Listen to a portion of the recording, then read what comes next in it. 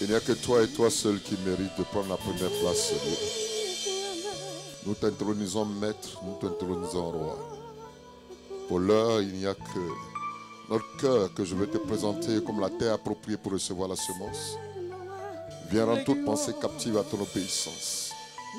Que ton nom soit célébré encore une fois par nos acclamations dans le nom de Jésus-Christ et Nazareth. Alléluia. Que Dieu nous bénisse. Que Dieu nous bénisse. Aujourd'hui, c'est l'ouverture de notre séminaire. L'autre fois, c'était le point de contact. On a eu à se connaître.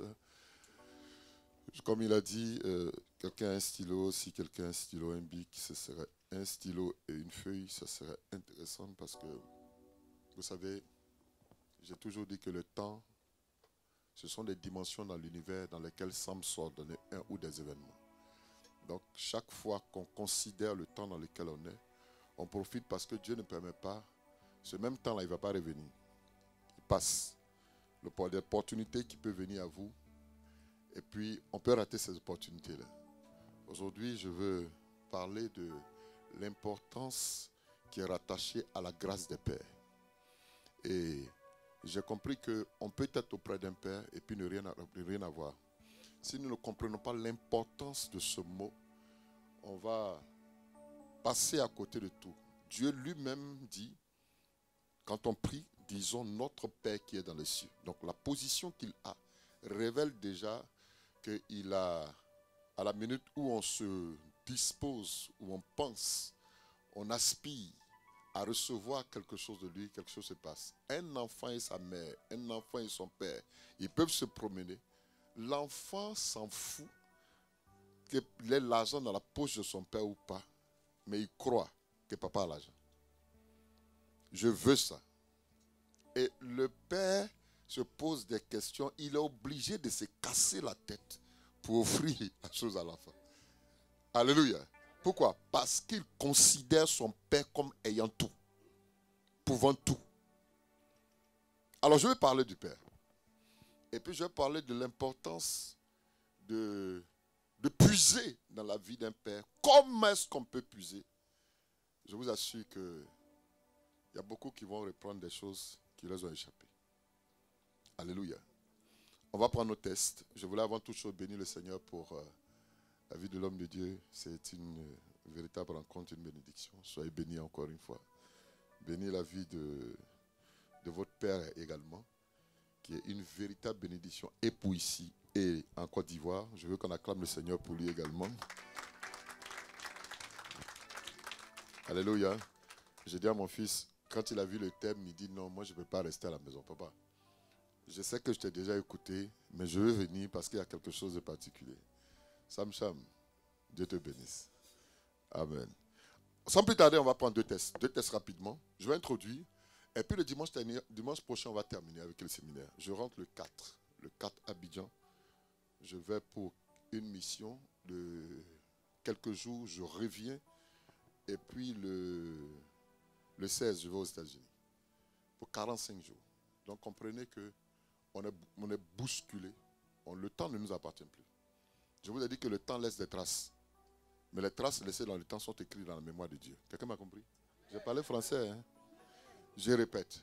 Le temps laisse des traces. Mais les traces qui sont laissées dans le temps sont écrites dans la mémoire de Dieu. Donc ça veut dire que tout ce que nous posons comme action, Dieu l'enregistre.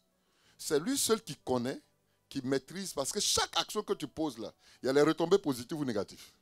Quelqu'un m'a compris? Alors je veux que tu profites de ce temps-là. Dis-moi un amen. Alors on va prendre deux textes, celui de 1 Samuel le chapitre 16. 1 Samuel chapitre 16 à partir du verset 1. Et nous allons préparer également le livre de Genèse le chapitre 27 à partir du verset 1. Deux tests rapidement. Oh my God. Je sens que ça va aller très très très vite. 1 Samuel chapitre 16 à partir du verset 1 nous dit ceci. L'Éternel dit à Samuel, quand cesseras-tu de pleurer sur Saül? Je l'ai rejeté, afin qu'il ne règne plus sur Israël. Il dit remplis ta cornes d'huile et va. Je t'enverrai vers Isaïe Bethlémite, car j'ai vu parmi ses fils celui que je désire pour roi. Samuel dit, comment irai-je? Saül l'apprendra et il me tuera. Et l'Éternel dit, tu amèneras avec toi une génisse et tu diras, je viens pour offrir un sacrifice à l'Éternel. Tu inviteras Isaïe au sacrifice, je te ferai connaître ce que tu dois faire. Et tu oindras pour moi celui que je te dirai. Samuel fit ce que l'Éternel avait dit et il alla à Bethléem. Les anciens de la ville accoururent effrayés au devant de lui et dit, ton arrivée annonce-t-elle quelque chose d'heureux? Il répondit, oui, je viens pour offrir un sacrifice à l'Éternel. Sanctifiez-vous et venez avec moi au sacrifice. Il fit aussi sanctifier Isaïe et ses fils et il les invita au sacrifice. Lorsqu'il entrait, il se dit, en voyant Eliab, certainement loin de l'Éternel est ici, devant lui. Et l'Éternel dit à Samuel, ne prends point garde à son apparence, à la hauteur de sa taille, car je l'ai rejeté. L'Éternel ne considère pas ce que l'on considère. L'homme regarde ce qui frappe aux yeux, mais l'Éternel regarde au cœur. Ainsi de suite, les noms se sont succédés. Puis, on va revenir tout à l'heure.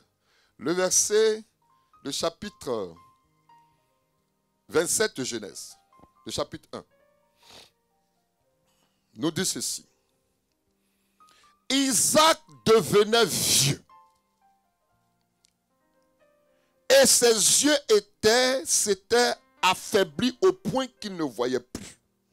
Alors, il appela Ésaü, son fils aîné, et lui dit, mon fils.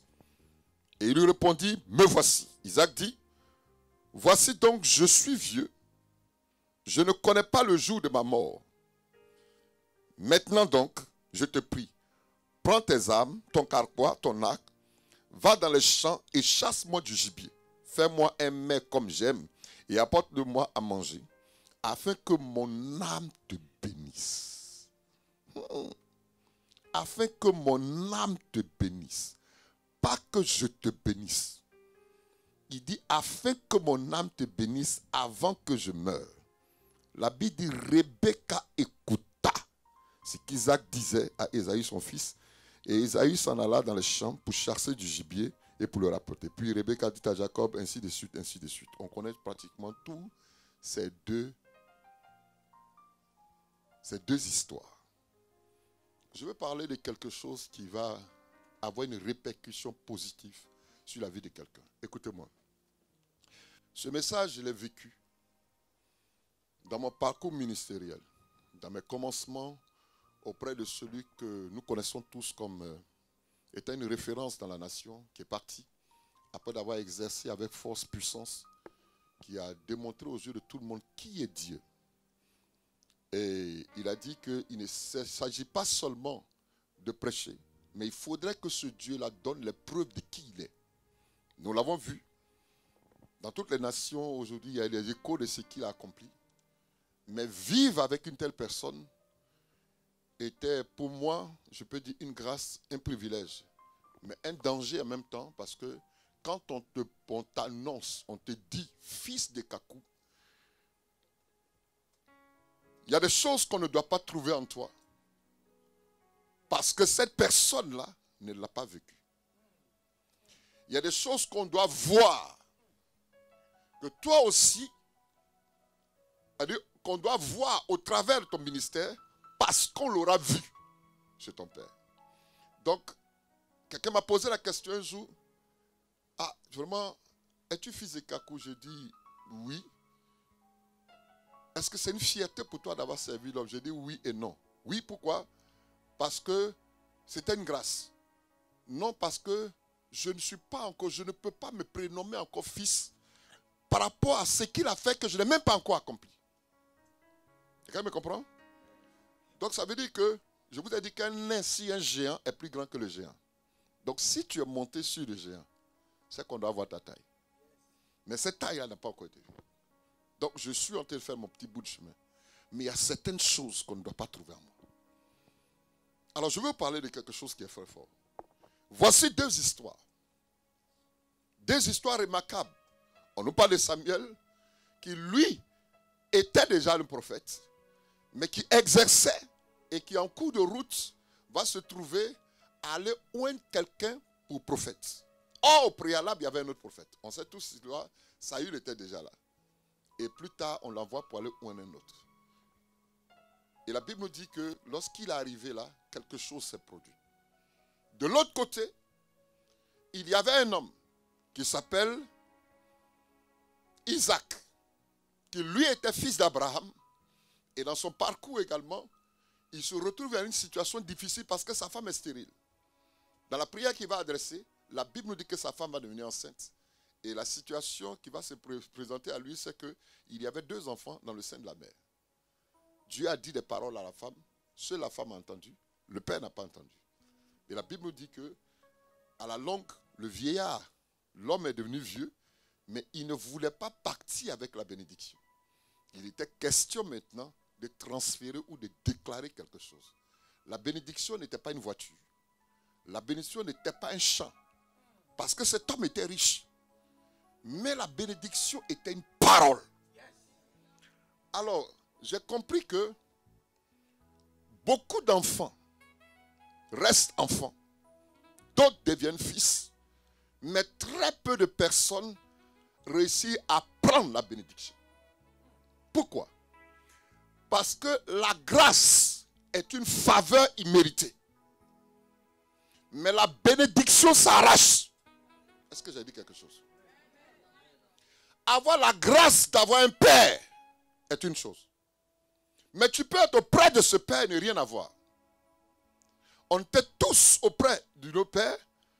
À sa mort, beaucoup ont lutté pour prendre des costumes. La seule chose, il y a deux choses que j'ai pu récupérer. Sa Bible est restée avec moi et la chair qu'il avait. Parce que pendant tout son parcours, chaque fois la chair était rangée. La paix priable comme on allait pour faire un croisade et tout ça. Donc aujourd'hui, je vais parler de quelque chose et je veux que vous prêtez attention. Notre thème, c'est quoi? La grâce des pères. Alléluia. La grâce, c'est une faveur imméritée. Et quand on dit la grâce des pères, c'est une façon indirecte de dire il y a des pères qui ont quelque chose.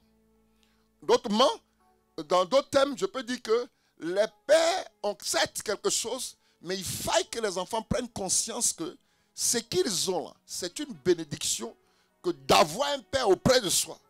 Parce que si on ne comprend pas la notion de père, je vous assure qu'on va courir après des choses qui vont nous détruire.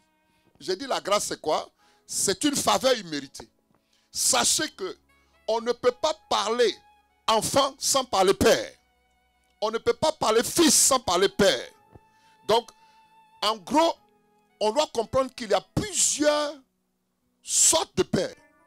Il y a les pères charnels et il y a les pères spirituels. Quelqu'un m'écoute, hein? Parce qu'on va aller très vite tout à l'heure. Il y a les pères charnels et les pères spirituels. Donc, le père dont on parle ici, dont je veux parler du plus grand, c'est notre Père qui est dans les cieux. Il englobe le côté physique comme le côté spirituel. Mais si je parle de Père, c'est parce que les pères engendrent. Dis-moi un amen. Et les mères accouchent. Pourquoi? Parce que le Père donne sa semence. Il y a ovulation pour que l'enfant naisse. C'est-à-dire que s'il n'y a pas semence, il n'y a pas enfant. Donc, le nom qu'il donne, la semence qu'il donne, c'est pour qu'on parle lignée. Il donne un nom. En engendrant, on donne un nom. Une identité. Il y a une lignée qui se fait voir. Quelqu'un m'a dit un amen. Dans les pères charnels, nous avons le géniteur. C'est celui qui a cette croisé la mère, qui a apporté sa semence et l'enfant est né. Je peux dire également que dans d'autres positions des pères charnels, il peut y avoir des pères de substitution. Ça veut dire quoi? Papa a rencontré maman et il a abandonné la mère. Elle a rencontré un autre homme et l'enfant a appris à croître, à grandir auprès de cet homme-là. Il peut l'appeler père. Sinon, il appelle père. La différence, c'est que si le père a abandonné, vous allez comprendre que la manière dont le papa va travailler avec l'enfant, l'enfant sera fier d'appeler cet homme-là père que son propre père biologique. Quelqu'un m'a compris? Est-ce que quelqu'un me saisit? Ok. Ou alors, son père n'est plus et on l'a adopté. Ça, c'est dans le domaine des pères charnels. Mais je vous ai dit que dans le père spirituel, il y a notre Dieu lui-même qui joue ces deux rôles. Dans cette catégorie, il y a les pères de mouvement. Ça veut dire qu'un homme vient et le mouvement de l'esprit avec lequel il travaille, comme les Charles Finet, comme les, comment on appelle ça, Catherine Kuhlman, ils viennent, comme notre père, même le prophète Kakou, ils viennent avec un mouvement qu'on appelle, on peut appeler l'onction. Donc vous comprenez que à partir du mouvement de l'esprit, on les identifie. Il y a aussi le père qui t'a amené au Seigneur. Ça veut dire quoi? Tu es parti à une croisade d'évangélisation et quelqu'un a prêché. Tu as été touché, tu as accepté Jésus. Le monsieur était de passage. Il t'a engendré. Tu es né. Mais il n'est pas là pour s'occuper de toi. Quelqu'un est en train de m'écouter? Il y a le père maintenant dans le ministère. C'est celui-là dont je veux parler. Mais avant cela, il y a des pères relais. Ça veut dire quoi? Tu as accepté le Seigneur et il y a des gens qui viennent. Tu rencontres une personne, il prie pour toi, Dieu ouvre une porte. Et puis c'est fini. Tu vas avoir une succession de personnes que tu vas rencontrer comme ça. Et puis, tu n'es pas accroché. Mais le père dans le ministère, c'est celui qui découvre ton talent. Dis avec moi un. Qui t'appelle, qui te forme, qui t'introduit, qui t'ouvre les portes. Il va même jusqu'à te faire parcourir des événements au point de te hisser et te laisser. Pourquoi? Parce que tu auras une taille. Quand tu m'écoutez. Quand vous regardez la vie de Samuel, Samuel était un homme puissant. Samuel a été utilisé de façon exceptionnelle. Mais la Bible dit que la vieillesse de Samuel, il y a eu un problème qui s'est présenté. Le peuple a demandé à avoir avec eux, non pas un Samuel, un des fils de Samuel, mais un roi. Pourquoi? Parce qu'il était certes puissant, mais il n'a pas eu le temps de former ses fils. Donc son identité, son nom peut être effacé parce qu'il n'y a pas de suite. Donc tout homme de Dieu grand, ce n'est pas celui qui laisse un grand nom, mais celui qui laisse des successeurs. Est-ce que quelqu'un est en train de m'écouter? Est-ce que quelqu'un est en train de m'écouter? Voilà pourquoi l'apôtre Paul dit en 1 Corinthiens chapitre 4 verset 15, car vous auriez 10 000 mètres en Christ. Il n'a pas dit en dehors. 10 000 mètres en Christ, vous n'aurez cependant pas plusieurs pères, puisque c'est moi qui vous ai engendré. Quand il dit engendré, je vous ai donné un nom, je vous ai introduit. Oh my God. Je vous ai engendré en Jésus, mais par l'évangile. Donc je comprends que il y a deux mots. Il y a maître et il y a père. Le maître, on sait que c'est celui qui t'enseigne. Il te forme. Mais son problème, c'est d'avoir un résultat. Il te châtie. Il te secoue. Mais la seule chose qu'il cherche, c'est un résultat. Quand tu vas à l'épreuve, après l'épreuve, si tu as échoué, tu reviens encore, tu payes pour qu'il t'enseigne à nouveau. Ça, c'est un maître. Il n'attend que des résultats. Mais le Père est différent. Est-ce que je suis en train de dire quelque chose? Il est en plus du Père, il est en plus d'être maître, il va au-delà parce qu'il est avec toi quand tu pleures. Il est avec toi quand tu ris. Il est avec toi quand tu as un manque. Il te regarde parce qu'il pense futur. Il ne se limite pas à la connaissance. Mais il veut que tu sois un avec lui, sorti de lui pour qu'on puisse dire que celui-ci est mon fils. Est-ce que je parle à quelqu'un? Nuit et jour, il est avec toi. Mais il est avec toi en esprit et aussi en vérité. Dans la chair, quand tu pleures, il est là. Mais il a toujours une parole qui va t'introduire. Et il décèle ton talent. Il dit, cette personne-là, voici ce que Dieu attend d'elle. Qu'est-ce que je peux apporter? Donc le Père porte quelque chose. Est-ce que j'ai dit quelque chose à quelqu'un? Il y a plusieurs versets bibliques qui démontrent qu'on a le devoir d'appeler Père un homme sur terre. La première chose que les gens ont pris, c'est le livre de Matthieu, chapitre 23, verset 9. Ils ont dit, on n'appelait personne sur cette terre. Comme Jésus a dit, n'appelez personne sur cette terre, votre Père. Mais quand vous regardez bien, il y a des pères de substitution. Parce que Christ est quoi? Il est la tête de l'église. Quelqu'un m'a dit un amen. Mais regardez bien, la tête ne peut tourner à gauche ni à droite que s'il y a le cou. Donc en fait, le pasteur leader d'une église est le cou. Lui, il a les yeux. Mais il ne peut pas tourner à gauche et à droite si quelqu'un n'a pas accepté de le supporter. Est-ce que quelqu'un est en train de me comprendre? Donc la vision est soumise. Les yeux sont soumis au cou. Les oreilles peuvent entendre. La bouche peut parler. Mais la direction dépend du cou. Donc c'est parce qu'il accepte de se soumettre, porter la charge de la tête, que le corps peut se mouvoir. Oh, je ne sais pas si quelqu'un est en train de me saisir. Écoutez-moi très bien. Ce que je vais vous dire va peut-être vous paraître bizarre. Parce que nous, quand vous regardez, on a des pères biologiques qui, par leurs actions, peuvent apporter des choses dans nos vies, néfastes ou bénéfiques. Mais quand c'est néfaste, ils sont limités parce que l'action est physique. L'action étant spirituelle, ils sont limités, ils ne peuvent pas aller au-delà. Donc Dieu va vous susciter des pères spirituels, mais qui eux ont la capacité de travailler spirituellement pour annuler ce qui est... Oh, je ne sais pas si je parle à quelqu'un.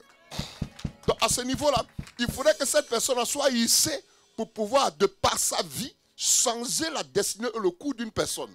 Alors un père, j'ai dit qu'un père spirituel est une personne vue comme un... Quelqu'un m'écoute? Ah pardon, je pensais qu'on ne m'écoutait pas. Un père spirituel est une personne vue comme quelqu'un d'exemplaire d'un point de vue moral. Dis avec moi moral. Et exerçant une influence considérable dans la formation de cette personne.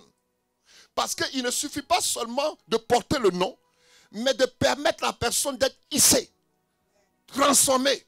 Parce que cette personne qu'on a vue prostituée, cette personne qu'on a vue voleur, les gens s'étonnent de voir cette personne non seulement dans son bon sens, mais pouvoir être une bénédiction pour vous.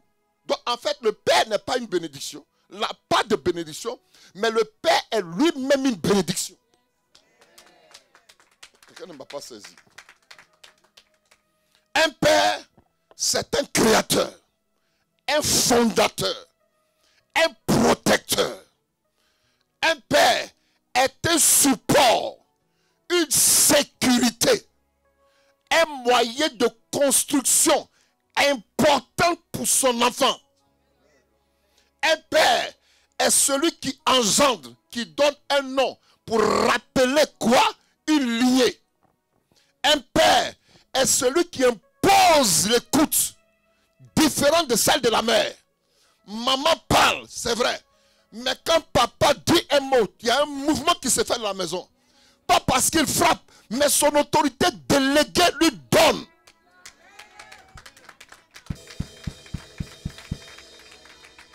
Un père est aussi le garant de cette autorité. Consultif qui positionne des limites pour ne pas que l'enfant dérape. Parce qu'il sait que chaque action qu'il pose, c'est pour ne pas que le monde emporte l'enfant. Parce que spirituellement, de l'autre côté, il y a des actions qui sont posées pour détruire l'enfant. Donc, il a une vue, non seulement charnelle, mais aussi spirituelle, pour l'écarter de certains dangers et l'introduire. Je parle à quelqu'un?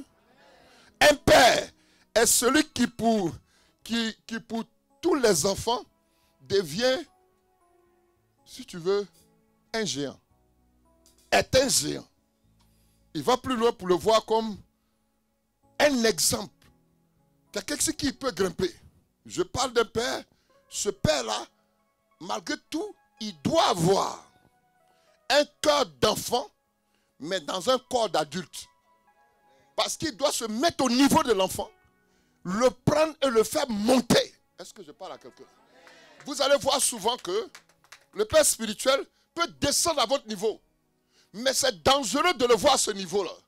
Parce que ne pensez pas que vous êtes pareil. C'est parce que quelque part, il sent que s'il se met à votre niveau, dans l'échange, il va appliquer, utiliser votre langage. Pas parce que c'est sa manière de le faire, mais c'est parce qu'à ce niveau-là, il te prend dans l'écoute pour que tu montes.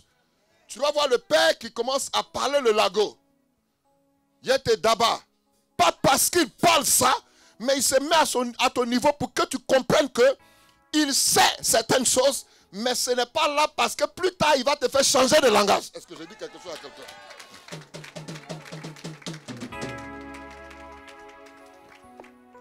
Je dis que si tu comprends la valeur d'un père spirituel, tu ne vas plus jouer. Je dis que tu ne vas plus jouer. Quelqu'un me dit un amen. Donc, en Hébreux chapitre 17, verset 7, il dit ceci: obéissez à vos conducteurs et ayez pour eux de la déférence, car ils veillent sur vos âmes comme devant rendre compte à Dieu. Et il ajoute plus ça, qu'il en soit ainsi afin qu'ils fassent avec joie et non en gémissant. Ce qui serait pour vous, ce qui ne serait pas pour vous, ce ne sera pas un avantage pour vous qu'ils travaillent avec un cœur meurtri. Écoutez-moi. Quand tu regardes tout ça, je vais te poser la question. Dans cette salle,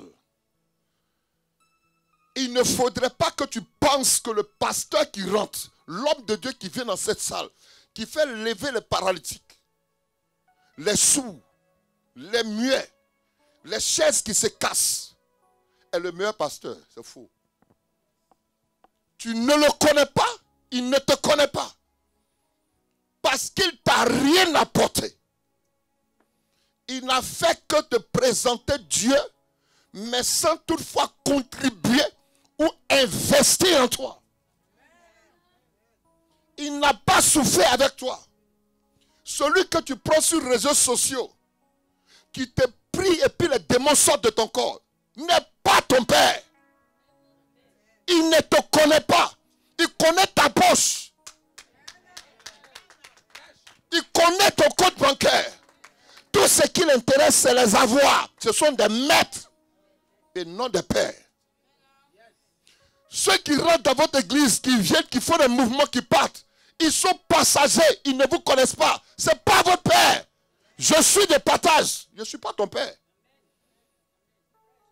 Celui qui souffre avec toi, que tu réveilles à 15h, à 17h, à minuit, à 2h du matin, qui est prêt à mettre sa main dans sa poche, qui sentant que quelqu'un pleure, pleure avec cette personne. C'est cette personne-là qu'on appelle son père.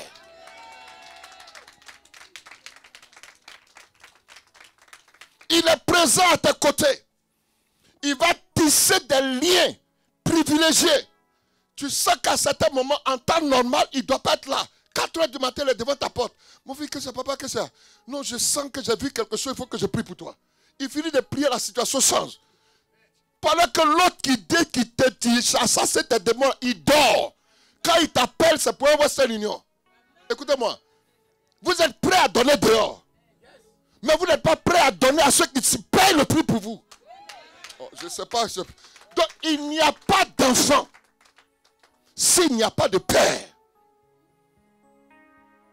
L'apôtre Paul dit, c'est moi qui vous ai engendré en Christ, mais par l'évangile. Donc, il y a des gens qui naissent par l'évangile. La Bible dit quoi? La foi vient de ce qu'on entend. Et ce qu'on entend nous vient de la parole de Dieu. Donc, de la même manière que les parents engendrent par ce que vous savez, par rapport sexuel, nous, pasteurs, on vous engendre par les oreilles. Parce que c'est ce que vous entendez qui fait naître en vous une foi et vous acceptez Christ, vous naissez dans le Seigneur. Donc on cherche dans ces derniers temps les gens qui naissent par les oreilles. Ou mais qui sont engendrés par les oreilles, par l'entente, par l'écoute. C'est ceux-là qui deviennent plus tard spirituels parce qu'ils s'asseyent au pied. Parce qu'ils cherchent quelque part une évolution. Donc dans cette salle-là, qui est votre père? Tout ce que vous avez acclamé ici, là, Nous, on est de passage. Mais qui est votre père? Ah, je veux que tu prononces très fort. Donc vous comprenez? Si vous avez compris l'importance du Père, maintenant je vais vous dire, regardez un peu la grâce que d'autres auraient souhaité avoir un Père. Par rapport à tout ce qui a été cité. Donc ceux qui n'ont pas de Père, comment ils font? Qui va pleurer pour eux? Qui va leur donner un nom? Le monsieur dit, il ne te reconnaît pas. Tu es obligé de porter le nom de ta mère. Donc il y a un décalage. Ta vie est déséquilibrée. Pourquoi? Parce que ce qu'il a normalement là doit t'affecter. On doit te prendre quelque part. Donc Dieu, avant d'honorer quelqu'un, avant de lever quelqu'un, parce qu'il ne veut pas salir son identité et sa gloire, il va prendre d'abord le soin de vous conduire quelque part à son école. Et son école, c'est au pied d'un père. Quelqu'un ne m'a pas dit un amen. Donc, il va s'aimer d'abord la crainte dans ton cœur, de telle sorte qu'à partir de cette crainte-là, quelqu'un d'autre puisse, le peuple ou tout ce partout où tu passeras, les gens puissent prendre conscience de ce que c'est que la crainte de Dieu. Pourquoi? Parce que l'objectif de Dieu, il dit en Romains chapitre 8, verset 29, il dit quoi? Car ceux qu'il a connus d'avance, il les a aussi prédestinés. Quand on parle de prédestiné, ça veut dire que tu es appelé à être. Donc d'autres sont appelés à être, si tu veux, chef d'entreprise. Quelqu'un ne m'a pas dit un amen. Il peut appeler à être professeur, appelé à être femme d'affaires, homme d'affaires. Mais tous ces titres-là, c'est bon. Je sais que Dieu a déclaré, mais le problème, ce n'est pas d'être prédestiné à quelque chose, mais de se préparer avec les éléments que Dieu t'a donnés pour que cette position-là soit soutenue. Amen. Voilà pourquoi il te met auprès d'un père. Quelqu'un ne m'a pas saisi. Dieu dit quelque chose qui va choquer quelqu'un. Si Dieu a décidé de t'élever, qu'il pleuve, qu'il neige, je vais aller plus loin. Même si tu te trouves dans une position de désobéissance, Dieu va permettre que ce qu'il a dit là s'accomplisse. Mais quand tu seras élevé, tout ce que tu cachais là sera exposé. Donc, comme il ne veut pas partager sa gloire, il te met auprès d'un père à son école. Oh, quelqu'un ne m'a pas dit un amen. Parce que beaucoup aujourd'hui se focalisent sur ce qu'ils entendent. Or, ce qu'on entend est une prophétie. Ce qu'on entend, c'est ce que Dieu a dit. C'est ce que tu veux égal à ta destinée. Mais le problème le plus dangereux, c'est qu'on ne te dise pas seulement que tu sois grand, mais que tu puisses quelque part t'asseoir, soutenir ce qui a été dit, qui est normalement déclaré depuis fort longtemps, parce que dans la présence de Dieu, il a dit que tu seras. Donc aujourd'hui, beaucoup de personnes sont, mais ils écoutent ce qui doit être dans la longévité, dans le temps, parce qu'ils n'ont pas appris à écouter, à être à une école.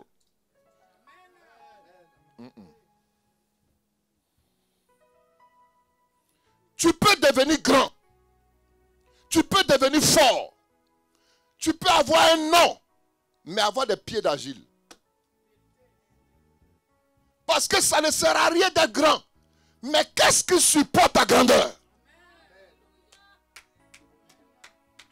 Il ne suffit pas d'être puissant dans la prédication. Mais qu'est-ce qui supporte ton poids et ta grandeur? Parce que la taille, c'est ton élévation. Mais la profondeur, c'est la compréhension que tu as. Donc celui qui a l'écoute, qui apprend auprès d'un père, peut atteindre des dimensions et puis durer dans le temps, dans sa position. Aujourd'hui, quand on regarde, beaucoup de jeunes dans le ministère meurent vite. Ils ont connu souvent une gloire, qui est souvent même les hisse plus haut. Et ils ont comme l'impression qu'ils sont plus que leur père. Écoutez-moi. Le jeune homme, il a beaucoup de tuniques neuves. Mais le père a une seule tunique avec plusieurs morceaux constitués. Vous savez ce que ça veut dire? Vous, la Côte d'Ivoire, vous l'appelez ça un zassa. C'est ça, non? Chaque morceau révèle les difficultés qu'il a traversées. Donc il prend, il crève à d'autres morceaux pour en faire une tunique. Donc il y a plusieurs tuniques que le fils a. Chaque morceau de sa tunique, il y a différentes tuniques. Là. Il y a un morceau dans sa tunique. C'est pour montrer les saisons qu'il a traversées. Donc quand un père te dit fais ça, c'est parce qu'il est déjà passé par là. Donc s'il n'y a personne pour te parler, tu deviens quoi? Quelqu'un peut m'écouter?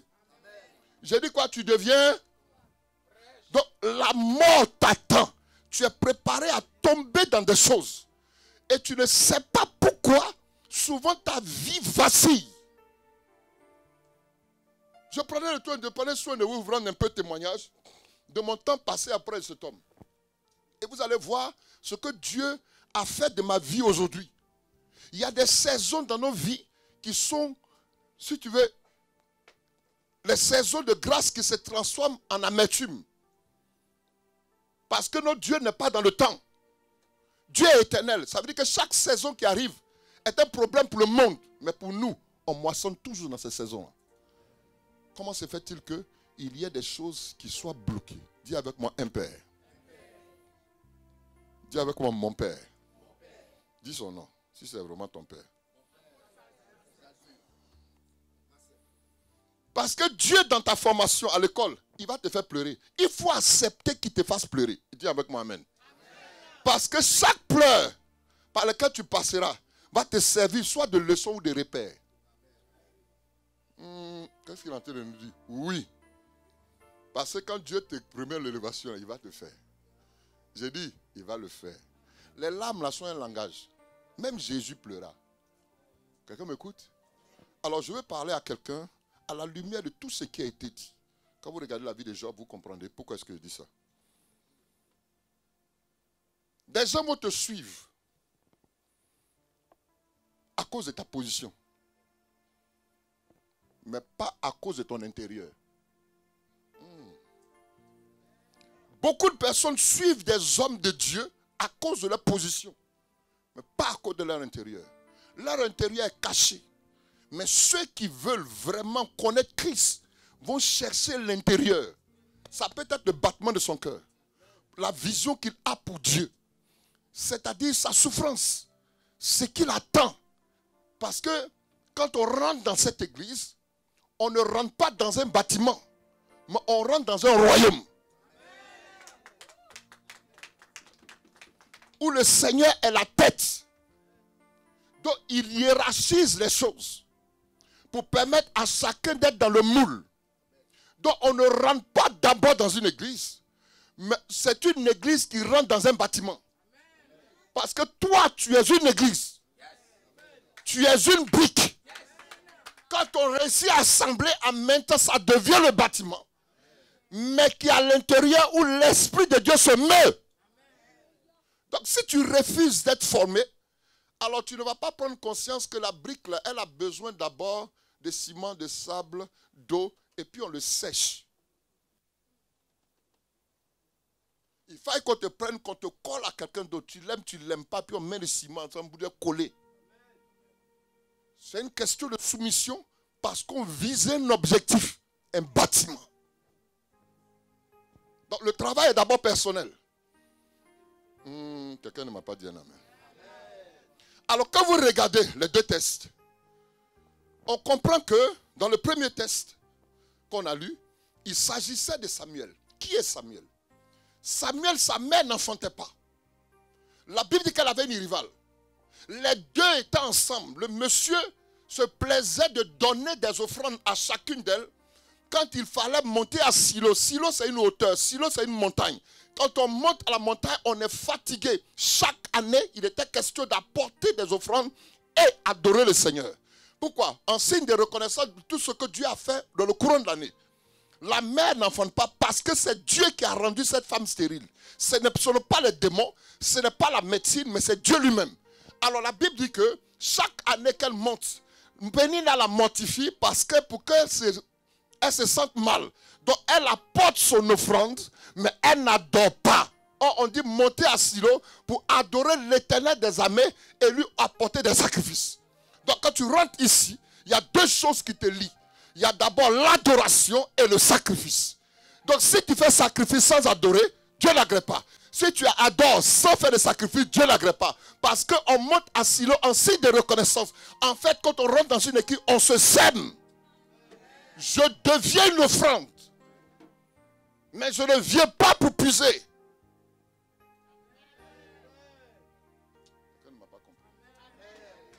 Tu deviens une semence à cet endroit parce que tu dois porter quoi? Du fruit.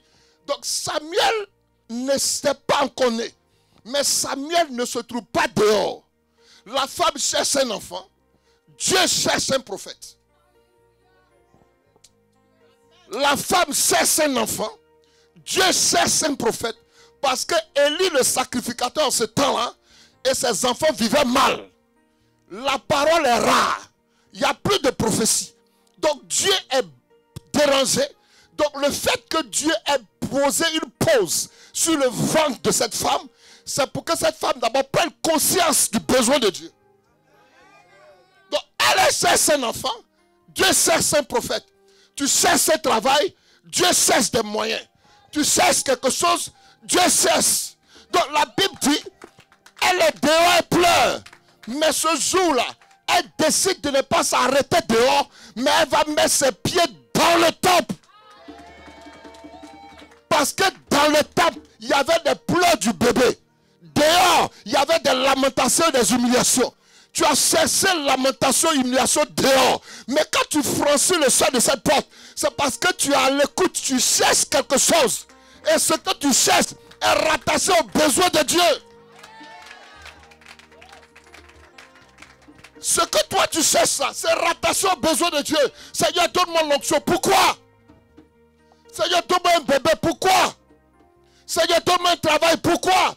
Et tu dois prendre conscience qu'il y a les besoins de Dieu qui est rattaché à ça. Parce que sinon tu demanderas, mais tu ne comprendras pas pourquoi est-ce que Dieu avait mis un tel blocage dans ta vie. Il crée les conditions parce que derrière ça, il est attaché à quelque chose. Quand Dieu te donne le don spirituel, le don de guérison, ce n'est pas pour toi. C'est pour servir. Parce que là où se trouve ton trésor, se trouve aussi ton... Regardez bien. La femme pleure dehors. Dieu ne répond pas. Quand elle rentre dans le temple, et puis elle fait un vœu. Seigneur, si tu daignes regarder à l'affliction de ta servante, enlever ma honte. Si tu me donnes un enfant, je vais te le prêter. Dieu dit, ok. Où est la prière? Dans le temple. Donc il y a des grossesses que tu ne peux pas prendre dehors. Il y a des miracles que tu ne peux pas prendre dehors. Oh, je ne sais pas si quelqu'un m'attend, quelqu'un peut m'entendre. Il y a des miracles que tu ne peux pas prendre dehors. Ça se passe où? Dans la maison. Quand tu rentres dans l'église, tu es quelque part dans l'attente. Dans l'attente de concevoir. Mais tu ne peux pas concevoir sans grossesse. La grossesse est synonyme de ta bénédiction. Il y a d'autres qui ont des grossesses dehors de 9 mois, 10 mois, 50 mois. Mais parce qu'ils n'ont pas encore atterri sur la terre de connexion pour qu'ils puissent enfanter. Donc Samuel était le désir de Dieu. Samuel, Dieu l'attendait. Mais il savait qu'il pouvait donner. Mais la bénédiction s'arrache. Ce n'est pas dehors qu'on le prend. C'est une grâce que de suivre Dieu. Mais pour arracher la bénédiction, il faut aussi poser certaines actions où se trouve l'intérêt de Dieu dans ce que tu demandes. Ça se trouve où? Seigneur, donne-moi 1 million. Pourquoi? 10 000 euros. Il a montré payer 5 Vuitton. Ça ne l'arrange pas. Est-ce que quelqu'un peut m'écouter? Tout ce que tu demandes là, s'il n'a pas l'intérêt de Dieu dedans. Parce que l'enfant est en train de pleurer dans le temple. Anne est dehors. Or, son nom signifie supplication et grâce. Mais elle est dehors, en train de penser à autre chose. Elle s'occupe de ce que Pénil a dit. Tu n'as pas avant d'enfant, tu as ceci. Donc, elle apporte des offrandes. Mais elle n'adore pas. Combien de personnes n'apportent pas d'offrandes sans adorer? Parce que ton cœur est meurtri par les difficultés que tu traverses. Mais parce que tu n'as pas pris conscience que la situation que tu vis là, c'est parce que la gloire de Dieu est dedans. Dieu veut tirer sa gloire dedans.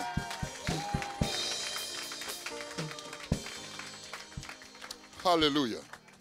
Je dis alléluia. Regardez ce qui se passe. Donc quand il naît, il y a avant tout plusieurs personnes. Pénina a eu beaucoup d'enfants, mais on n'a jamais parlé de un.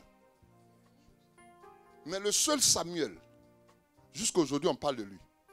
Vous savez pourquoi? Son nom signifie quoi? Son nom veut dire quoi? Samuel. Regardez, découpez le mot en deux. Il y a Samu et puis il y a elle. Samu veut dire quoi? Secours d'assistance médicale urgent. Elle appartient à Dieu.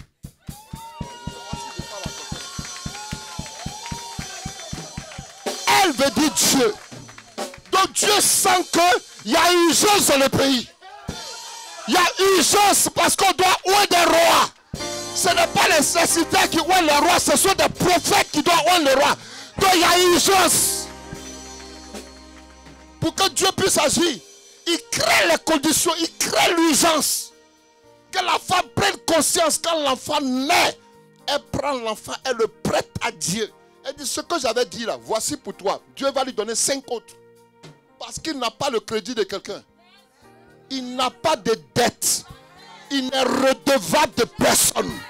Comme tu as parlé, comme tu as parlé, comme tu as parlé et que tu as fait, alors moi aussi je vais te montrer que je suis le pourvoyeur. Quel est ton besoin? Quel est ton problème? De quelle situation souffres-tu?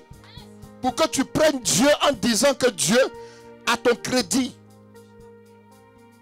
Tu penses qu'il est heureux de te voir dans cette condition? La situation est là. Mais c'est pourquoi? Parce qu'il veut tirer sa gloire. Il veut aussi tirer sa gloire. Écoutez-moi. Ce Samuel a été fait pour venir un roi. Mais il n'a pas formé d'enfant. Quelqu'un m'écoute, hein? Il n'a formé aucun de ses enfants. Donc le peuple d'Israël sent que le Samuel est en train de partir. Donc comme il n'y a pas une suite, il commence à regarder ailleurs. Donc Samuel était le père spirituel de tout Israël. Mais il n'a pas formé d'enfants. Il y a des pères biologiques qui sont là. À qui on va confier ces enfants? Personne. Donc il décide de regarder autour et puis prendre maintenant quelqu'un pour les diriger comme dans le monde. On veut aussi un roi. Alors le désir du peuple porté vers un roi va enlever Dieu roi sur Israël. Donc Dieu ne sera plus roi sur Israël. Et qu'est-ce qui va se passer? La Bible dit que Dieu va leur donner un roi, mais selon les hommes. Comment? Le Saül qui allait venir, quand on regarde dans la lignée des 12 tribus d'Israël, on n'a jamais dit qu'un Benjamin serait roi.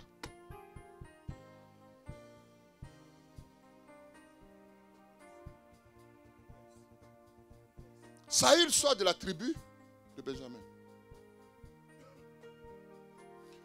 Donc en gros, quand il a introduit, c'est parce que le peuple demande un roi, qui donne un roi selon les hommes. Taille, forme, ceci. Donc il a assis sur le trône. Il va commettre une erreur. Mais la Bible dit que celui que Dieu désirait pour roi. Donc il y avait un temps où il devait introduire le vrai roi. Celui qui désire pour roi, il regarde dans la tribu. Il sent que celui qu'il veut pour roi ne peut pas sortir de notre tribu si ce n'est la tribu de Juda. Et son père s'appelle Isaïe. Il est bethléemite. Donc David va venir comme le premier modèle de roi. Qui sera, si tu veux, le type et l'antitype de Christ. Donc il est introduit en un temps. Et la Bible dit, Dieu envoie le prophète. Il dit, va dans la maison d'Isaïe. Mais avant de partir, il faut prendre ta corne. Il ne dit pas prends la corne. Il dit prends ta corne, propriété. Ce qui appartient au Père, mais qui est le Père spirituel. David a son père biologique, qui fait de lui berger, mais qui ne peut pas l'élever au rang de roi. Il est né d'une généalogie. Il a une généalogie, il a une lignée. Mais il dit, prends ta corne.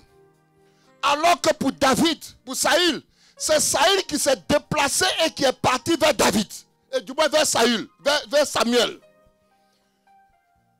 Il cherchait les ânesses de son père. Il vient vers qui? Vers le prophète. Et on l'introduit au roi. Mais on le ouait avec un instrument qu'on appelle la fiole.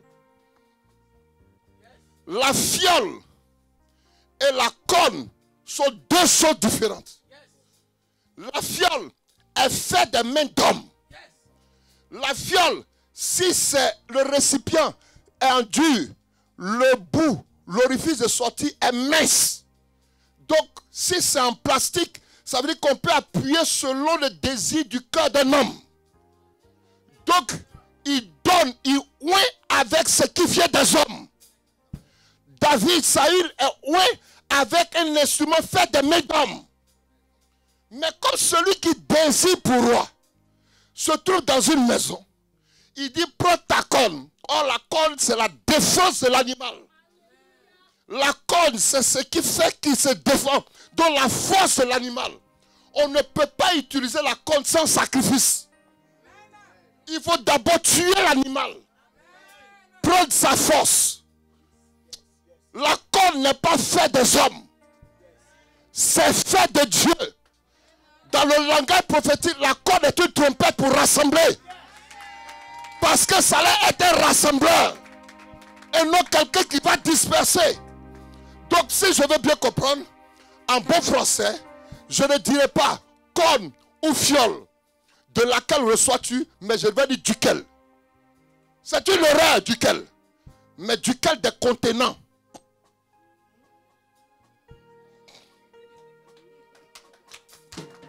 Parce que le contenant, c'est dans lequel on va mettre l'huile. Or, c'est lui qui te touche. Mais le récipient avec lequel tu reçois, c'est ce qui donne ta valeur. Le Père que tu as. Si c'est un homme qui est connecté à la chair, tu vas recevoir de la chair. Mais si c'est un homme d'esprit, tu vas recevoir de la corne. Alors ton identité, oh je ne sais pas si c'est de toi que je parle. Relâche-moi un amen très fort. Et que je proclame que les données changent.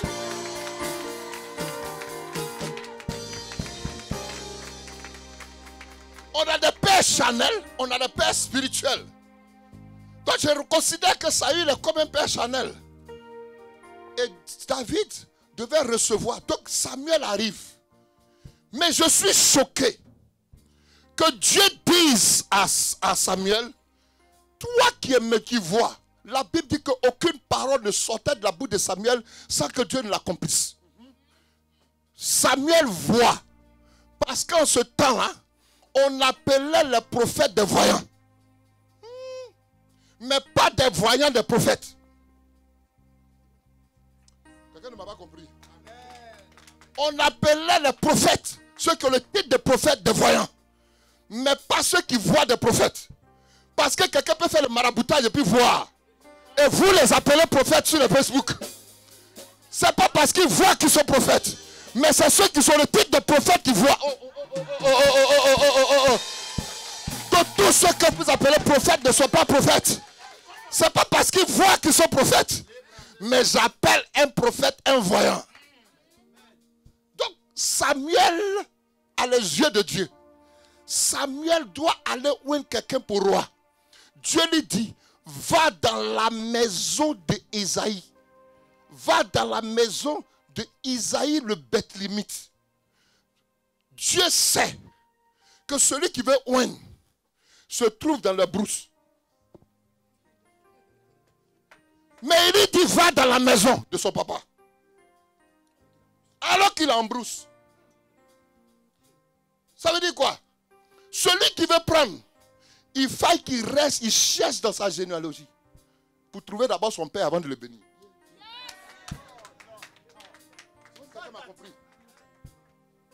Il pourrait le bénir dehors. Mais il va dire, va dans sa maison. Et la Bible dit, quand Samuel rentre, on envoie un premier. Le petit, on l'a ignoré. Il est où? En train de s'occuper des brebis de son père. Ses trois frères sont dans l'armée. Mais on va les chercher dans l'armée parce qu'il est question de bénédiction. Mais on a oublié qui? David. Où? Dans la brousse. En train de s'occuper des brebis de son père. Alors que Saül est en train de chercher les brebis perdues. Deux qualités de personnes. Ça veut dire qu'il n'a pas bien géré. Voilà pourquoi ils ont fui. Mais lui, David, est dans la brousse en train de gérer les choses de son père. Il tient compte que chaque brebis qui est touchée par un animal, il le poursuit. Il court derrière lion, il court derrière ours. Quelle est la vitesse qu'il emploie pour rattraper? Si ce n'est la puissance de Dieu, parce qu'il connaît la valeur d'une brebis. Donc, une telle personne ne peut pas recevoir de la fiole, mais il doit recevoir de la corne. On l'oublie. Même si on t'a oublié, là-bas où tu es, j'annonce qu'on ira te chercher. Dis-moi un amen. La puissance de Dieu va te localiser. Dis-moi un amen. Tout ce qui te freinait va tomber. Dis-moi un amen. Et tu tourneras pour être positionné. Dis-moi un amen. On a oublié tous ses frères. La Bible dit, quand ils ont commencé à oindre, le grand frère vient. Et Samuel dit, ça là c'est certainement lui le roi. Dieu lui dit, hé, tu regardes à l'apparence. J'ai compris que le plus grand prophète du temps a été trompé par l'apparence. Donc l'apparence même trompe souvent des prophètes. Bien joli sac ici. Quand on la regarde, c'est un peu diaconesse. Hé, où ça? Donc le père Chanel va voir la poche. Le père spirituel va voir transformation. Et puis besoin de l'œuvre. Or le père Chanel,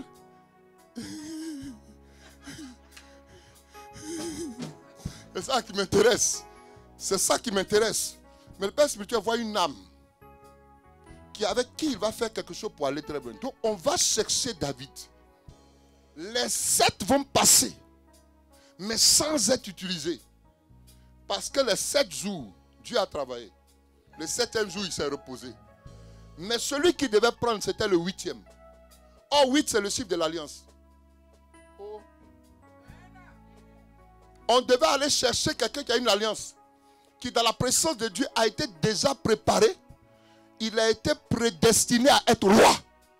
Mais son papa l'a mis au monde. Mais il ne peut pas l'introduire parce qu'il est Chanel. Il faut un père spirituel pour l'établir. Mais comment est-ce qu'on peut le prendre? Parce que quand Dieu regarde, il s'occupe des brebis de son père. Il combat lion, il combat ours, alors que les animaux ne lui appartiennent pas. Ça appartient à son père. Il paye le prix dans le secret. Il est dans sa forêt. Il tue lion, il tue ours, mais on ne le connaît pas. Le temps de le révéler va arriver parce que ce qu'il a fait dans le secret, dans l'esprit de sacrifice, va se révéler en ce temps. Qu'est-ce que tu fais dans la maison? Oh mon Dieu. Tu es auprès de ton père, qu'est-ce que tu fais? Est-ce en train de murmurer, calomnier, parler? David était sur le terrain. Il s'occupait des brebis de son père. On allait le chercher là-bas. Et la Bible dit que quand il est arrivé, oh my God, il dit, sauce là tous tes fils. On dit non, il y a un petit qui est quelque part en brousse. Il dit, allez me le chercher parce que c'est un 8e. 8, ce sont 2 gouttes qui se croisent. C'est 2 gouttes qui se croisent. Il y a les lames du ciel et il y a les lames de la terre. Il y a alliance. 8 est le chiffre de l'alliance où Dieu a dit le 8e jour vous allez circoncire. Dans la circoncision, on perd une partie du prépuce qui est rattachée à la chair, on enlève. Parce qu'à partir de la partie intime, il y a procréation. Dieu s'appuie sur la douleur de la chair ôtée pour créer à nouveau. Mais des gens liés à lui. Donc quand il regarde David, il est déjà prédestiné à être roi. Les autres, non. Donc la prédestination où Dieu a décidé de t'élever, c'est un sens. Mais il faut un roi. Il faut du moins un père. On vient le trouver dans la maison de son père alors qu'il est dehors. Dieu sait qu'il est dehors mais il ne peut pas le bénir dehors. Il le fait rentrer dans sa maison parce qu'il connaît son père. Il faut que son père, si tu veux, le lègue à Dieu. On le oint là. Et on l'oublie. Je vais revenir dessus dimanche prochain. Vous remarquez que là, David tuait ours. David tuait lion. Mais on ne le connaissait pas. Qui va l'introduire? C'est son père. Il va l'introduire dans une situation bizarre. Il va l'envoyer. Quand on vous envoie souvent, vous ne savez pas que souvent c'est une opportunité pour vous. Il dit, il faut prendre à manger, tu vas le donner à tes frères qui sont sur le combat, tel combat. David n'est pas un militaire. Mais il accepte d'écouter la voix de son père. Il va donner à manger. Et quand il va voir Goliath. La Bible dit que ce jour-là, il y a une situation qui s'est passée. Il a porté à manger et la Bible dit, voici Goliath qui sort. Il commence à crier. Qui a quelqu'un ici là? Qui êtes-vous? Je maudis quoi? Le peuple d'Israël est son roi. Quoi? La Bible dit que quelqu'un il apparaît comme ça. À la vue de Goliath là, tout le monde fuit. Donc David est venu. Et quand il a donné à manger, quand il a vu Goliath, David, tout le monde fuit. Lui aussi il fuit. Mais la Bible dit que ce qu'il a vu physiquement l'a fait fuir. Est-ce qu'on peut m'enlever la chair? Ma fille vient. Je peux t'appeler ma fille? Non, ton papa est là. Voilà. Regardez ce qui se passe. Elle est ici. La Bible dit, pendant qu'il est en train de fuir, on lui dit, celui qui va tuer Goliath, il va épouser la fille du roi. Ça, c'est une chose. On va transformer la maison de son père. Donc, David qui fuit à la vue de Goliath, vue physique, qui fait fuir tout le monde. David freine. Vous avez dit quoi? Vous avez dit quoi? Est-ce que quelqu'un m'écoute? Donc, il y a des choses physiques qui te font fuir. Mais qu'est-ce que tu as entendu dans la maison de Dieu? Qu'est-ce que tu as entendu que Dieu fera pour toi? Est-ce que ça continue de te faire fuir? Ou bien ça te fait freiner? Quand il freine, c'est parce qu'il a entendu quelque chose, sa situation va changer. Je ne sais pas si je parle à quelqu'un. Dans la réalité, David est blessé. Mais quand il freine dans son esprit, il se voit. Est-ce que quelqu'un me comprend? Il se voit gendre du roi. Donc ce qui te fait freiner, c'est ce que tu entends. Et ce que tu as entendu devient une autre vision. Donc il y a la vision physique qui te fait fuir. Mais il y a la vision par rapport à ce que tu as entendu qui va changer ta destinée. Ce que tu entends aujourd'hui va bouleverser ta vie. Je dis, je suis en train d'annoncer que ce que tu entends doit bouleverser ta vie. Alléluia. Alléluia. Alléluia. Donc quand on va, la Bible dit, quand on va aller chercher David, qui était dans sa brousse, la Bible dit que quand David était en train de venir, le texte dit, oh, cet enfant était beau. Oh, conjonction de coordination. Ça veut dire quoi? La beauté de David était cachée dans la brousse. Derrière les animaux. Hey. David tuait le lion. On ne l'entendait pas. Ses exploits se trouvaient dans sa forêt, que je peux appeler la forêt davidique. Il y a des choses que tu fais, des exploits que tu accomplis, mais on ne t'a pas encore intronisé. On ne t'a pas encore fait rentrer. Tu as diplôme, tu as le talent, tu es la plus belle, tu n'es pas encore rentré dans un foyer. Ça, c'est ta forêt davidique où tu fais des exploits. Mais on ne te connaît pas. Il faut un père pour t'introduire. Hey, je ne sais pas si c'est quelque chose. Tout ce qu'il faisait là était pour lui seul. Quand il dit allez me le chercher, la Bible dit oh, cet enfant était beau. Donc tout ce que tu fais qui est beau est caché. C'est quand on t'appelle que ça se révèle. C'est quand tu t'appelles que ça se révèle. C'est quand tu réponds à l'appel de venir que ça se révèle. C'est quand tu décides de venir que tout ce qui est caché se fait voir. Dis-moi un amen. J'ai dit dis-moi un amen que je continue. J'ai dit relâche-moi un amen que je continue. Proclame-moi un amen que je continue. Alléluia. J'ai dit alléluia. J'ai dit alléluia. Y a-t-il quelque chose qui soit caché aux yeux de Dieu? Non. Donc le programme de Dieu là, il cherche toujours un père pour savoir quel est ton enfant. Souvent là, la bénédiction là, qui doit tomber sur le père, ça dit ça tombe sur sa tête et puis ça coule. Ça descend sur la barbe.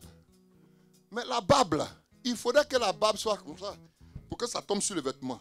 Souvent lui il la tombe dans le vide parce qu'il n'y a personne qui va baisser la tête de papa pour voir. Je ne sais pas si quelqu'un me comprend. Hein? Je ne sais pas si quelqu'un me comprend. Je ne sais pas si quelqu'un entend. Hein? Donc tu vois que beaucoup de personnes aujourd'hui se trouvent en danger. Quand je dis en danger, parce que ils sont dans la sphère, dans l'atmosphère, mais ils ne prennent rien. Et des années passent. Parce qu'ils n'ont pas compris que la grâce, la bénédiction s'arrache. Oh, elle était belle. Mais pourquoi on allait la chercher? Parce qu'elle a un père. Oh, il a des diplômes. Pourquoi on allait le chercher? Parce qu'il a un père. On ne va pas te trouver dehors. La preuve, quand un monsieur tourne derrière toi, tu l'envoies dans ta maison. Parce que papa est là. Pourquoi? Parce que tu as un nom. Parce qu'il y a un nom. Il y a une parole qui doit être relâchée pour t'introduire. Donc comprenez que les choses sont spirituelles. Et les pères spirituels vous ouvrent des voies. Donc avoir la grâce d'avoir un père est une bénédiction. Mais tu as la bénédiction avec toi, mais tu peux rater. Parce que tout ce que tu fais dans l'église, c'est de détruire. Tu parles, matin, midi, avec téléphone, tu parles. Tu te déconnectes, tu te reconnectes, tu parles. Il dit,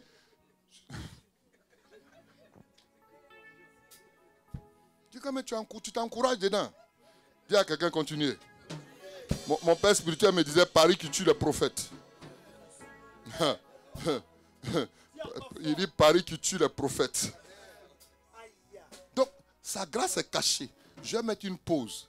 Dimanche prochain, je vais vous montrer comment David a tué Goliath. Maintenant, je reviens sur le deuxième test. Donc, vous voyez que là, il y a une question de père biologique et il y a père spirituel. Mais le père spirituel a besoin d'une chose. De trouver, est-ce que tu as un père? Donc, l'ange peut venir, mais il cherche de quelle ligne es-tu? De la mission évangélique Bethesda ou bien tu es de Papecou? Parce qu'il faille qu'on te trouve. Et ça fait que quelqu'un me comprend.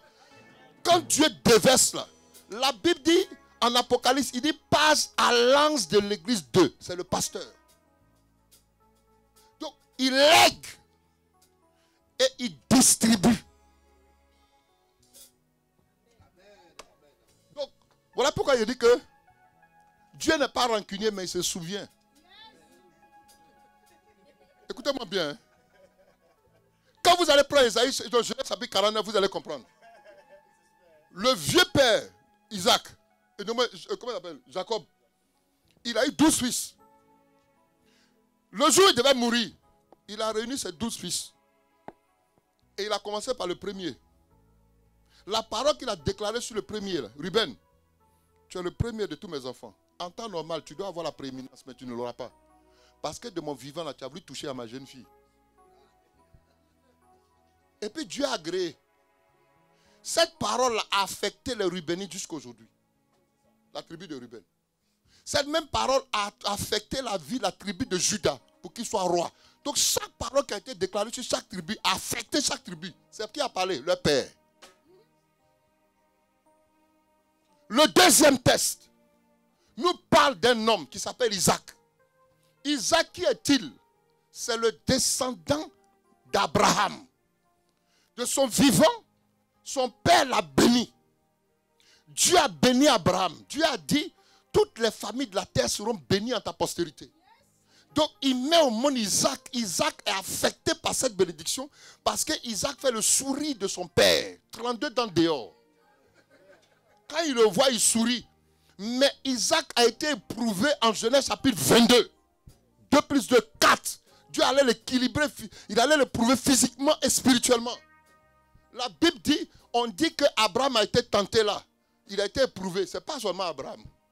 Le petit a été lui aussi éprouvé. Parce qu'il a dit, monte.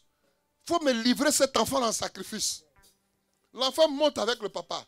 L'enfant sait qu'on ne peut pas faire autel sans sacrifice. Il n'y a pas de sacrifice. Il pose la question à son père. Son père lui dit, Dieu pourvoira. Mais ce jeune homme-là est vigoureux. Le vieux Abraham là n'a plus de force. Si Abraham a réussi sa mission, c'est parce que l'enfant a accepté. Quelqu'un ne m'a pas compris.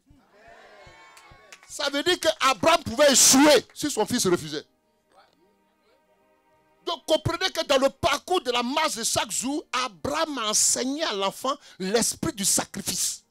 Donc pour papa, pour ne pas que mon père échoue devant Dieu, je préfère accepter de me sacrifier. Donc des deux qui a été éprouvé, c'est le petit. Donc il y a des sacrifices. Voilà pourquoi je veux parler de la puissance du sacrifice. Vous êtes à l'église, vous ne savez pas que vous devez vous s'aimer. Vous devez vous s'aimer, ça vous donner pour la cause du royaume. Quand il dit donner, c'est toi-même, c'est ton argent, c'est ta prière, c'est ton nuit. Tu prends tout ça là pour la réussite de l'œuvre. Le petit a accepté. C'est après le sacrifice, au moment où son papa voulait le tuer. Il a pris le couteau, il voulait le couper. Dieu lui dit, je sais maintenant que tu me crains. Hein? Je me suis séparé de Lot. J'ai quitté ma famille. Tout ça là. Tu ne m'as pas encore éprouvé. Donc c'est ça là. Il y a certaines choses qu'on appelle épreuve qui n'est pas épreuve devant Dieu. C'est Isaac là. C'est que tu aimes là. Oh, faut offrir ton Louis Vuitton à quelqu'un. Non, Dieu même peut comprendre. Non, donne aujourd'hui, on va donner 100 € par personne pour l'église. Là, c'est ton Isaac. Isaac te parle. Ne me fais pas partie. Ne me fais pas partie. Parce que le petit en cours de route a parlé à son papa. Bon papa, il y a ça là, mais où est l'offrande? Donc il y a ton offrande dans ta poche, dans ton sac là, tu dis ne me fais pas partie. Tu vas voir si tu obéis à Dieu. Ou tu obéis à ta poche. Si tu es d'accord avec moi, acclame très fort le Seigneur. Donc ce Isaac là a réussi. Il a réussi pourquoi? Parce qu'il a accepté. Et la Bible dit que quand Abraham a pris le couteau, il devait le tuer. Dieu lui dit, arrête. Pourquoi? Parce que je vois maintenant que tu m'aimes. Et il dit, tourne-toi derrière. Voici un animal qui est lié par les cornes. En temps normal, l'animal est toujours lié par le cou. Mais il a dompté la force de la bénédiction. Elle ne peut plus se défendre. Comme tu as obéi et que tu n'as pas tué ton fils, mais dans la masse là, Abraham, le petit Abraham, Isaac était son père. Mais la Bible dit que Isaac a été lié. Or, regardez, on dit, il y avait le bois, il y avait le couteau et le feu. En temps normal, qui va porter ce qui est lourd? C'est le papa, non? Mais il prend bois, fagot, puis il met sur l'enfant. Maintenant, lui, il a le couteau et il a le feu. Le couteau, c'est la parole. Le feu, c'est l'onction. Le fardeau est dirigé par l'église, par le petit. Donc, les fils ont le fardeau de l'œuvre. Les pères ont la parole et l'onction pour les... Oh, je ne sais pas si je parle.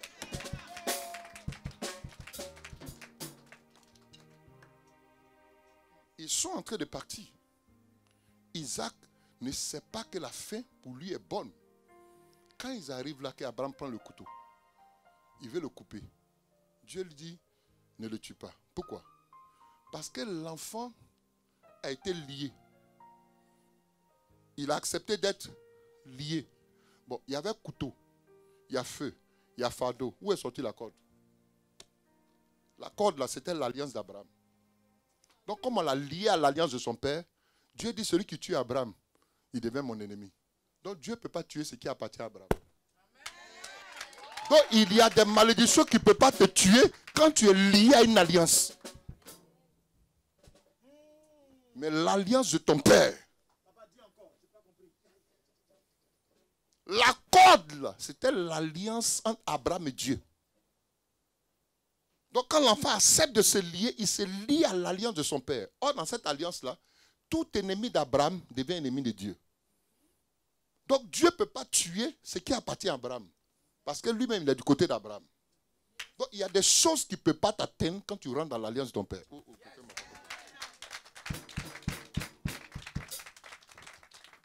Regardez maintenant. Il prend le couteau, il veut le tuer. Il dit non, non, non, non, tu ne le touches pas. Pourquoi? Parce que cet enfant-là, qui a une pièce. Merci. Ça va pas rester à moi. Au temps de Jésus, ils sont venus poser un énigme au Seigneur. Ils ont dit à Jésus, Seigneur, faut-il payer le tribut à César? Il dit, donnez-moi une pièce d'argent. Il prend la pièce et puis il dit, à qui appartient l'effigie qui est là? On dit, c'est à César. Donc il dit, rendez à César ce qui est à César et à Dieu ce qui est à Dieu. Pourquoi? Parce que dans le temps, sur la pièce là, il y a la face de l'autorité, mais derrière là, c'est vierge. Ça veut dire quoi? Quand il dit rendez à César ce qui est à César et à Dieu ce qui est à Dieu, lorsque l'argent appartient à César, donc la face invisible, ça appartient à Dieu. Donc qu'est-ce qui se passe? Quand Abraham est en train de monter avec son fils sur la montagne, de l'autre côté, là, le Dieu invisible montait aussi avec son offrande. Je ne sais pas si quelqu'un me comprend. Quand Abraham fait un pas, de l'autre côté, un ange monte aussi avec le bélier. Donc, chaque fois qu'il se sacrifie, le revers de l'autre face, là, tu ne sais pas ce que Dieu veut faire. Quand Dieu te dit monte, lui aussi il monte avec l'offrande. Donc, le bélier s'est retrouvé en haut où Abraham est arrivé. Donc, quand tu arrives jusqu'au bout, le Dieu pourvoyeur, on donne toujours à César ce qui est à César, mais ce qui appartient à Dieu se trouve sur l'autre face de la montagne. Si tu apprends à accepter de te sacrifier jusqu'au bout, quand tu dis que tu vas donner à Dieu, il a déjà préparé ce qui va rembourser. Est-ce que quelqu'un me comprend? Est-ce que quelqu'un me comprend? Est-ce que quelqu'un me comprend? Est-ce que quelqu'un me comprend? Donc le bélier se retrouvait de l'autre côté. Donc je vous ai dit que la bénédiction s'arrache. La grâce des pères, c'est bon d'avoir un père. Mais pour arracher la bénédiction, là, il y a des choses qu'on fait.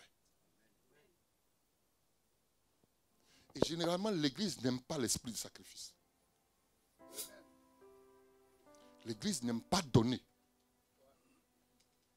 Quand j'ai accepté le Seigneur, je tournais en rond.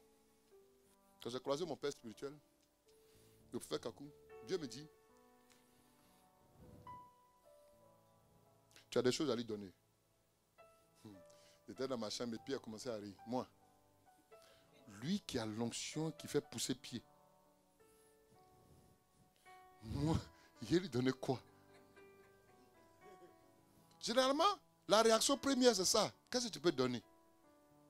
Mais tant que tu n'as pas d'abord la pensée de donner, il ne pourra pas te montrer ce que tu dois lui donner. Si tu as la mentalité de prendre, tu ne peux pas moissonner sans s'aimer. Ce n'est pas possible. La loi spirituelle, là, tu sèmes, tu moissonnes. Donc, quand j'observe bien, il me dit, Yves, tu as quelque chose à lui donner. Il dit, moi, ok. J'étais pompier. J'ai fait l'armée. J'ai fait le banditisme. Je sais que dans le monde là où on était, il y a chef. Tu ne dépasses pas les limites, sinon on te pique, tu meurs. Dans l'armée, le petit qui est rentré avant toi, même s'il a 15 ans, c'est ton chef. Vous comprenez, non? Donc ça m'a formé. Donc ce n'est pas la taille du monsieur là qui m'influence, mais c'est ce qu'il est. Son titre de prophète là qui m'effraie. Donc, moi, je peux donner à une telle personne, celui qui a Dieu. C'est un choc. Dieu me dit, qu'est-ce que tu as fait dans la vie? J'ai dit, j'ai été militaire. Il dit, comment travaillent les militaires? J'ai dit, tout est hiérarchisé. J'ai dit, mais quand tu regardes l'homme lui-même, qu'est-ce qu'il fait? J'ai dit, il a le temps pour tout le monde. Il me demande maintenant, est-ce qu'il a le temps pour mon Dieu? J'ai dit, si. Il dit, non. Parce que quand on sort et qu'on revient à 2 heures du matin, les gens sont devant sa porte. Il va recevoir jusqu'à 6 heures.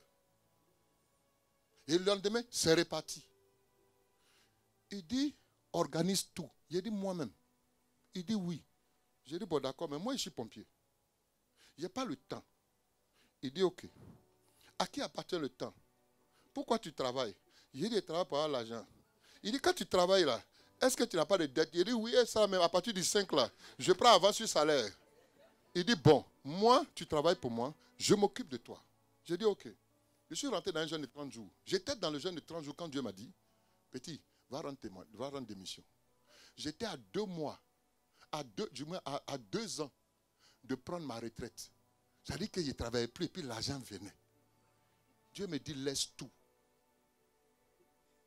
J'ai un enfant. Je le nourris comment?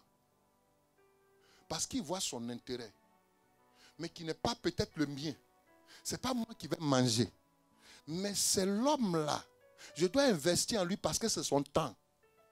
Ce n'est pas mon temps. C'est le temps de papa. Donc je fais quoi? Je suis parti voir mon patron et puis j'ai dit je ne travaille plus. Je suis sorti du jeûne de 30 jours. Au 25e jour de jeûne. Je buvais à eau. Il mangeait quoi?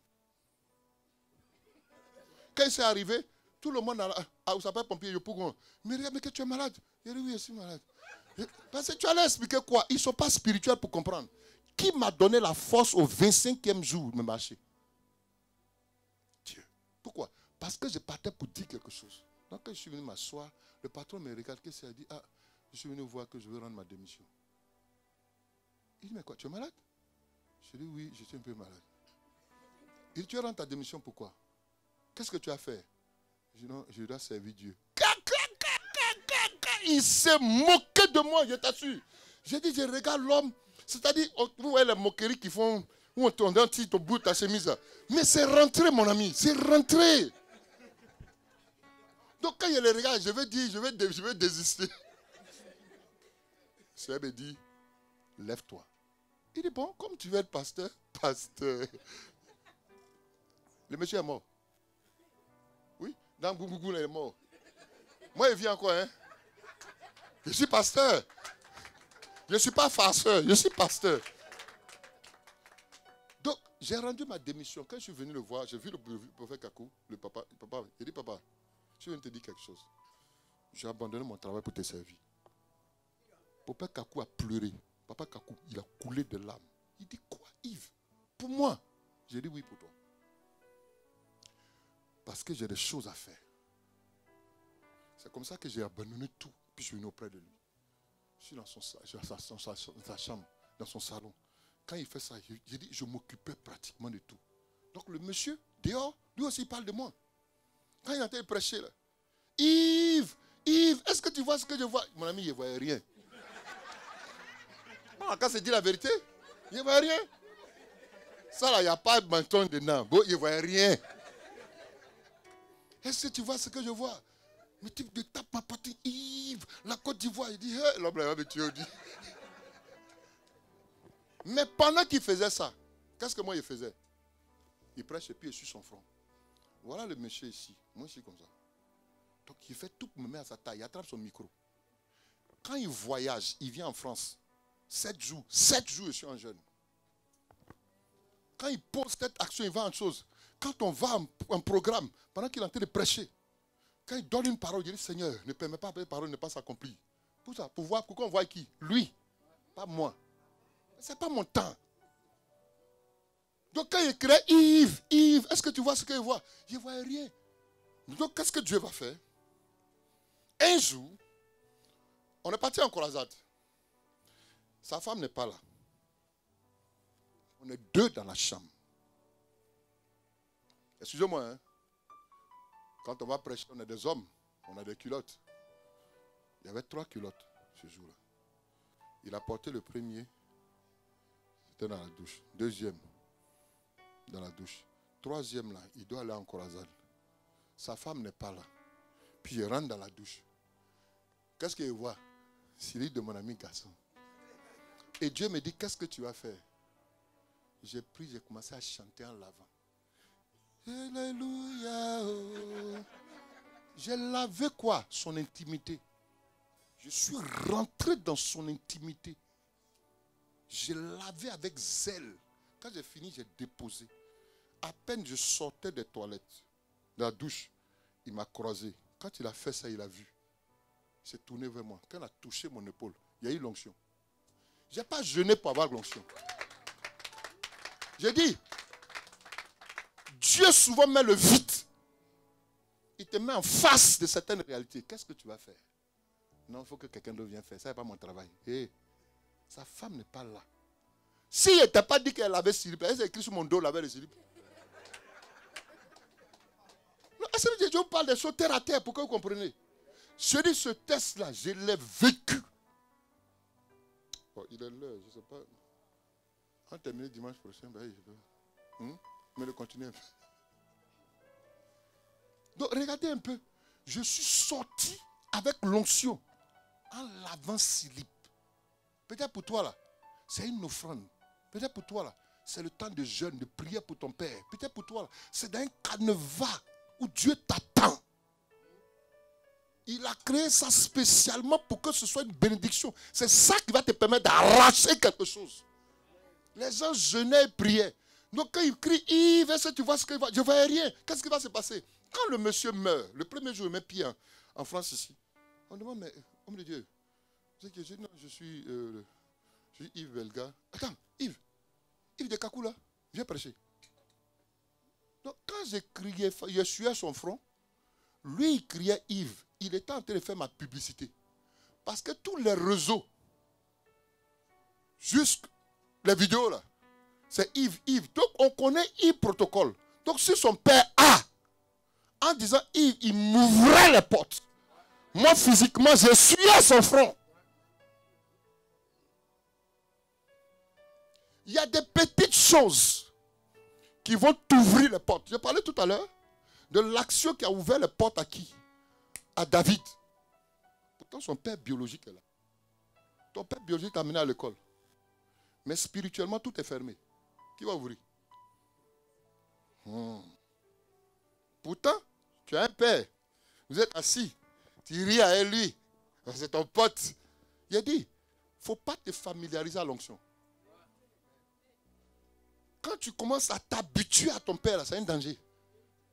Il faut faire tout pour créer le mystère. C'est le mystère qui te bénit. On va arrêter là aujourd'hui. Donc je suis en train de parler d'Isaac.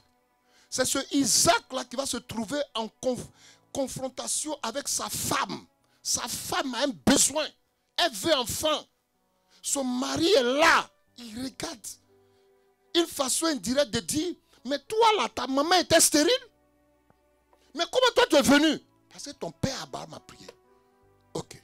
Mais la scène qui s'est passée pour que Isaac sorte là. Isaac connaît le secret. La Bible dit Isaac implora l'Éternel pour sa femme. Implorer, c'est appeler une force surnaturelle à l'aide, mais pas la prière. C'est-à-dire que la main droite, la main gauche ne peut plus. C'est pour que l'action de Dieu rentre en scène. Mais la Bible dit que quand il a prié, Dieu a touché le ventre de la femme. Elle est devenue enceinte, elle a commencé à avoir des secousses. Ce n'est pas Abraham qui a eu des secousses. C'est elle. Donc ce qui est dans son ventre, ça va servir à quoi? Elle n'implora pas, mais elle a consulté. Quand tu vas consulter, c'est pour qu'on te dise quelque chose. Quand tu implores, c'est pour que Dieu agisse. Donc, qu'est-ce qui te secoue dans ton corps? Dis avec moi, point de suspension.